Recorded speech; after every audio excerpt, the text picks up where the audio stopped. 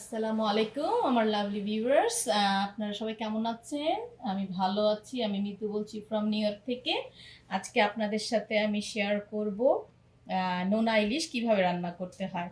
নোনা ইলিশ রান্না করতে তেমন কিছু এত বেশি ইনগ্রিডিয়েন্টসের প্রয়োজন পড়ে না। Basically chopped onion, chopped garlic, এখানে গ্রিন চিলি, আর আমি এখানে একটা এগ প্ল্যান্ট নিয়েছি, বেগুন। এই দিয়েই আজকে নোনা ইলিশটা রান্না করব। তো এখানে হোল নোনা ইলিশ আছে, বাট আমি সবগুলো ব্যবহার করব না। আমি এখান থেকে 3 পিস নিব একটা বেগুন দিয়ে রান্না করার জন্য।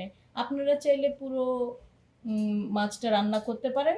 সেই ক্ষেত্রে একটু সব কিছুর পরিমাণ একটু বেশি বেশি করে দিতে হবে। যেমন একটার জায়গায় 2টা বেগুন দিতে পারেন, যে যেমন পছন্দ করেন। তো চলুন দেখা যাক কিভাবে রান্না করি। তো এখানে 3 পিস নোনা ইলিশ আমি হালকা গরম পানি দিয়ে ধুয়ে টুকরো করে নিয়েছি। কারণ এটাতে অনেক সল্ট থাকে, তো একটু হালকা গরম পানি দিয়ে ধুয়ে নিতে হবে। আর যখন রান্না করবেন তখন সল্ট বুঝে দিবেন, যেহেতু নোনা ইলিশে অলরেডি অনেক সল্ট থাকে। তো এখানে হাঁড়িটা গরম হয়ে গেছে। এখানে আমি তেল দিয়ে দিব পরিমাণ মতো তেল দিয়ে দিলাম। তেলটা একটু গরম হয়ে গেলে আমি দিয়ে দিব কাঁচা পেঁয়াজ কাটাগুলো। এটাকে একটু হালকা ব্রাউন করে নিতে হবে।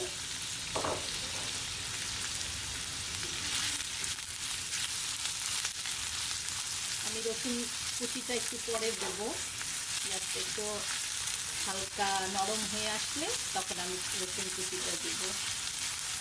একটু নরম হয়ে এসেছে পেঁয়াজগুলো, এখন আমি রসুনটা দিয়ে দিব।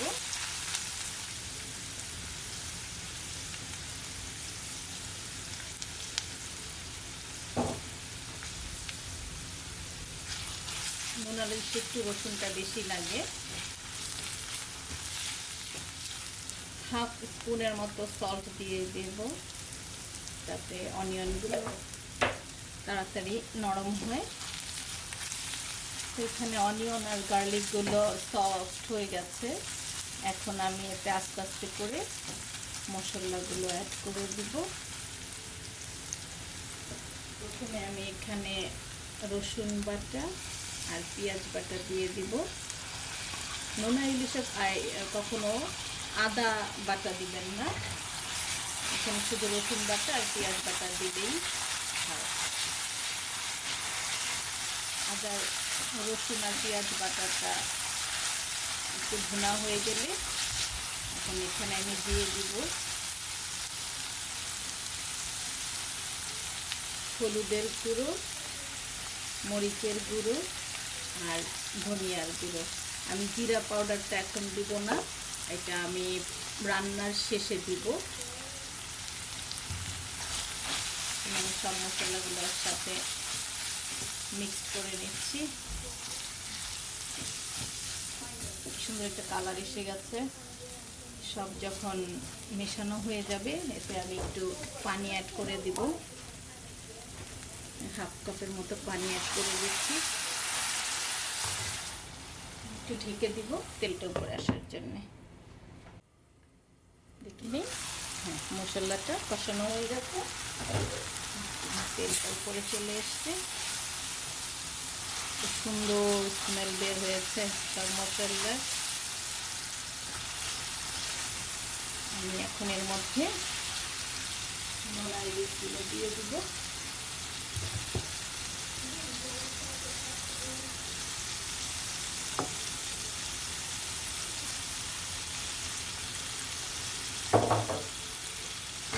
ভালোভাবে মিশিয়ে নিতে হবে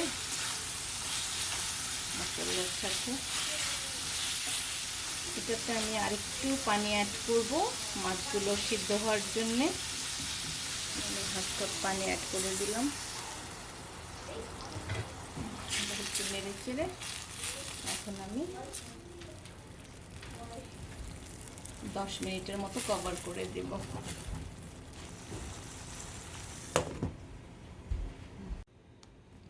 ফিরে এলাম 10 মিনিট পরে। একটা সুন্দর তেলটা উপরে চলে এসেছে। এখন আমি এখানে কাঁচামরিচগুলো দিয়ে দিব। আপনারা যে যেমন ঝাল খান, আমি এখানে 4টা কাঁচামরিচ দিলাম। আপনারা যে যেমন ঝাল খান বেশি কম করে নিতে পারেন। এখন আমি কেটে রাখা বেগুনগুলো দিয়ে দিব।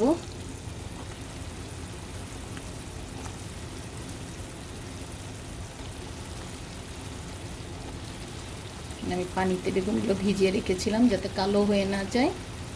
পানি থেকে ঝরিয়ে বেগুনগুলোকে দিয়ে দিলাম। এটাকে ভালো করে, এতে আর পানি অ্যাড করবেন না, বেগুন থেকে পানি বের হবে। এখন এটাকে আবার সব মশলা মাখিয়ে কভার করে দিব বেগুনগুলো নরম হয়ে যাওয়া পর্যন্ত। দেখা যাক কি অবস্থা বেগুনগুলোর, সিদ্ধ হয়েছে নাকি।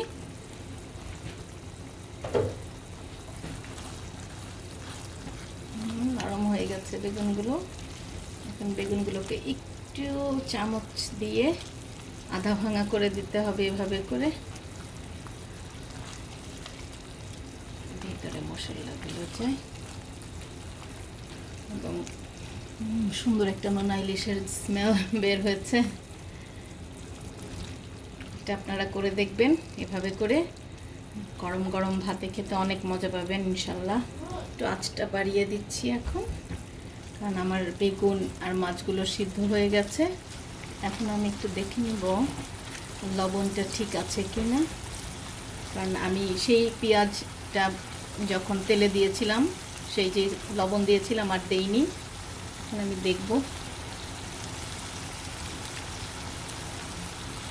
লবণ পারফেক্ট, কারণ নোনা ইলিশে অলরেডি লবণ দেওয়াই থাকে, বেশি লবণ দিতে হয় না।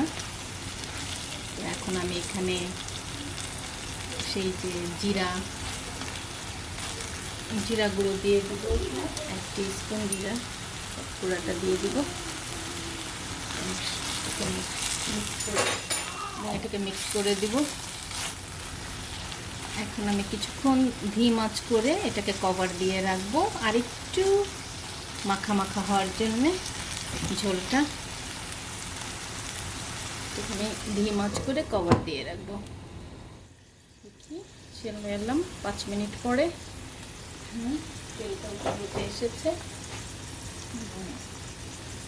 একটু নেড়ে দেখি, ঝোলটা একটু শুকিয়ে গেছে, তেল উপরে উঠে এসে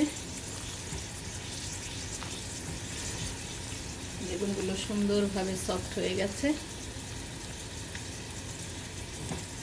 এখন আমি একটা সার্ভিং ডিশে ঢেলে নিব। ধনিয়া পাতা গার্নিশের জন্য কুচি করে রেখেছিলাম, আমি এখানে দিয়ে দিলাম, তার উপরে একটু ধনিয়া পাতা। আপনারা সবাই এইভাবে করে খাবেন, ইনশাল্লাহ ভালো লাগবে। আর আমার এই ভিডিওটা যদি আপনাদের পছন্দ হয়ে থাকে প্লিজ লাইক করবেন, সাবস্ক্রাইব করবেন এবং পাশে থাকা বেল আইকনটি ক্লিক করে দিবেন। এভাবে করে আমার পাশে থেকে আমাকে অনেক অনেক উৎসাহ দিবেন এই আশা করি। তাহলে আজকে এই পর্যন্তই। সবাই ভালো থাকবেন, সুস্থ থাকবেন, আমার জন্য সবাই দোয়া করবেন। আল্লাহ হাফেজ।